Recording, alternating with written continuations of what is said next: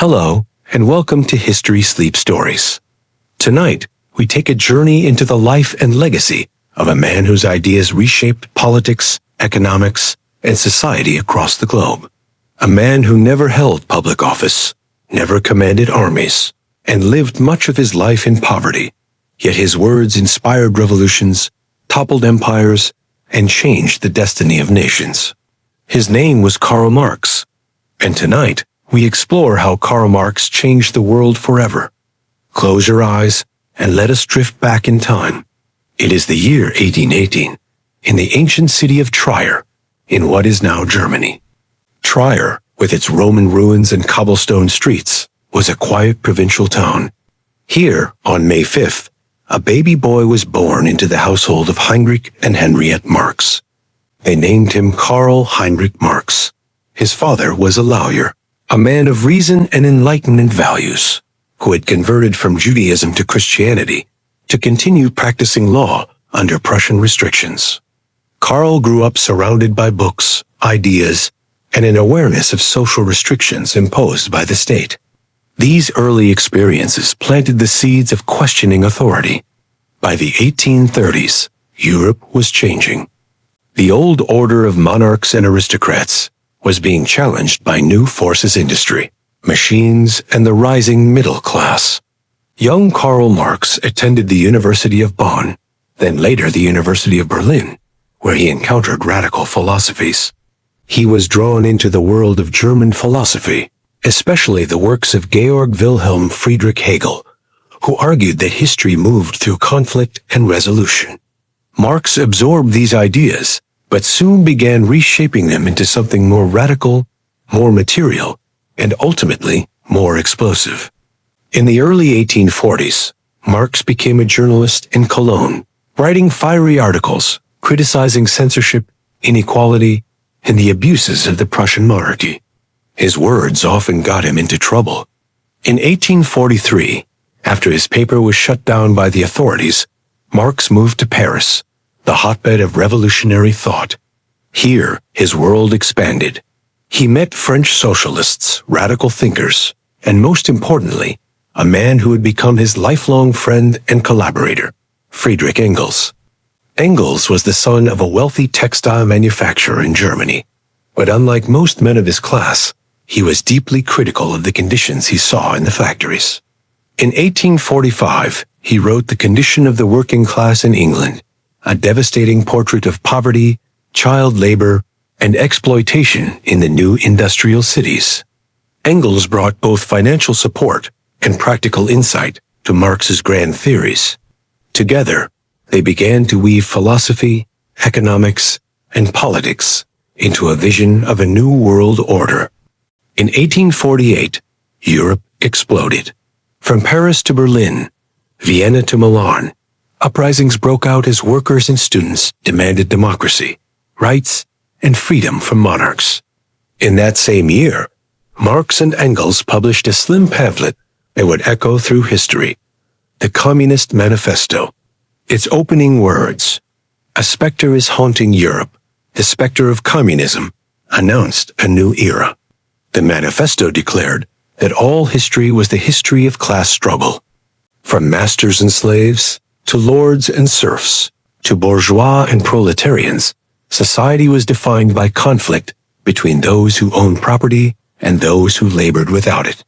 Marx predicted that capitalism, the system then dominating Europe, would sow the seeds of its own destruction. Factories created vast wealth, but also grinding poverty. The bourgeoisie owners of capital would be confronted by the proletariat, the working class, who had nothing to lose but their chains. Revolution, Marx and Engels declared, was inevitable.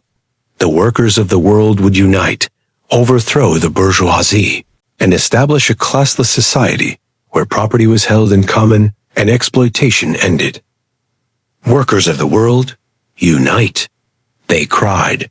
Though the 1848 revolutions were suppressed, and Marx himself was forced into exile, the words of the Communist Manifesto spread like wildfire. Marx moved to London in 1849, where he would spend the rest of his life. He lived in poverty for many years, supported often by Engels, who sent money from his family's textile business. In London, Marx buried 3 of his children who died young and endured constant financial struggle. Yet it was here, in the British Museum reading room, that he wrote his most famous and difficult work, Das Kapital. Published in 1867, Capital was Marx's great attempt to explain the workings of the capitalist system. He dissected how value was created, how labor produced wealth, and how profits depended on the exploitation of workers. He introduced concepts like surplus value, the difference between what a worker is paid and the value they actually create, which he saw as the root of capitalist profit and inequality. For Marx, capitalism was not just unfair, it was unstable. It would go through cycles of boom and bust, crises of overproduction, and in the end, collapse under its own contradictions. By the mid-19th century, Marx was not simply a philosopher. He had become the intellectual leader of a growing movement.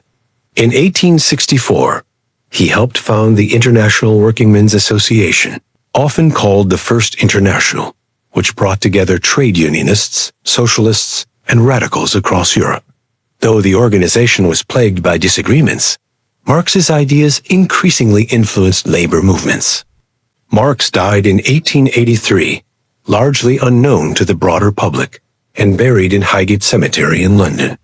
Only a few dozen people attended his funeral.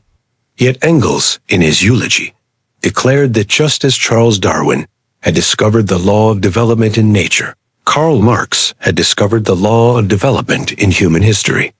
Engels predicted that Marx's ideas would live on, and he was right. For though Marx himself never led a revolution, his writings lit the flames of change across the globe. In the decades after his death, socialist and workers' parties sprang up across Europe, inspired by his theories. By the early 20th century, Marxism had become the backbone of revolutionary movements. The most dramatic moment came in 1917, in the midst of the First World War. Russia, exhausted by war and poverty, erupted in revolution. Vladimir Lenin and the Bolsheviks seized power, proclaiming a socialist government. They declared themselves followers of Marx and attempted to build a society based on his theories. The Soviet Union, founded in 1922, was the first state to officially claim Marxism as its guiding doctrine. From Moscow, Marx's influence spread across continents. In China, a young revolutionary named Mao Zedong studied Marx and Lenin. In 1949, after decades of struggle, Mao declared the founding of the People's Republic of China, a Marxist state that would grow to become one of the most powerful nations on earth. In Cuba, Fidel Castro and Che Guevara carried Marxist ideals into revolution, toppling the Batista regime in 1959. Across Africa, Asia, and Latin America, anti-colonial movements drew inspiration from Marxism as they fought to free themselves from European empires. Yet Marx's ideas did not only inspire revolutions, they shaped the everyday lives of millions through the labor movement, social democracy, and the creation of welfare states. In Europe and beyond, socialist parties, though not always revolutionary, pushed for shorter working hours, universal education, healthcare, and protections for workers. Even in capitalist societies, Marx's critique forced governments to address inequality. At the same time, Marxism also became deeply contested. Under Joseph Stalin in the Soviet Union, Marx's theories were fused with dictatorship, purges, and forced industrialization, costing millions of lives. Critics argued that Marxism in practice led not to freedom, but to new forms of tyranny. In the Cold War era, from 1945 to 1991, the world was divided between capitalist states, led by the United States, and communist states, led by the Soviet Union. For nearly half a century, global politics revolved around the question of whether Marx's vision of history would triumph over capitalism. By 1989, the Berlin Wall fell, and in 1991, the Soviet Union collapsed. For many, it seemed as though Marx had been proven wrong, that capitalism had survived, while communism had failed. Francis Fukuyama even declared the end of history, suggesting that liberal democracy and capitalism had won the final battle. And yet, Karl Marx never truly disappeared. His works continued to be studied, debated, and reinterpreted. In the financial crisis of 2008, when banks collapsed and millions lost their jobs, sales of Das Kapital and the Communist Manifesto surged once again. Newspapers declared, "Marx is back," as people searched for explanations of why capitalism seemed so unstable. Today, in the 21st century, Marx's influence is still felt everywhere. His prediction that capitalism would create vast wealth alongside deep inequality resonates in a world where billionaires own as much as entire nations, and workers face precarious jobs in the gig economy. His warning that capitalism would expand globally, reshaping cultures and economies, is evident in the modern system of globalization. Even debates about climate change echo Marx's critique, as industrial production transforms not only society, but also the natural environment. Many of his predictions proved incomplete or wrong. He underestimated the resilience of capitalism and did not foresee how reforms and technology could reshape societies. Yet his central insight that economic systems shape history and that inequality lies at the heart of social conflict remains one of the most powerful tools for understanding the world. From the crowded factories of Victorian England to the revolutions of the 20th century to the crisis of the present day, Marx's ghost has never truly left us. His life was one of hardship, exile, and endless writing. But his legacy is nothing less than the reordering of human history. As you drift into sleep, remember this. Karl Marx was one man with a pen, a restless mind, and a conviction that the world could be different. He did not live to see his ideas change nations, topple empires, or shape the lives of billions. But change them they did. For better or for worse, Karl Marx changed the world forever. Thank you for listening to History Sleep Stories. Consider subscribing to hear more journeys into the past, where the echoes of history still shape our present.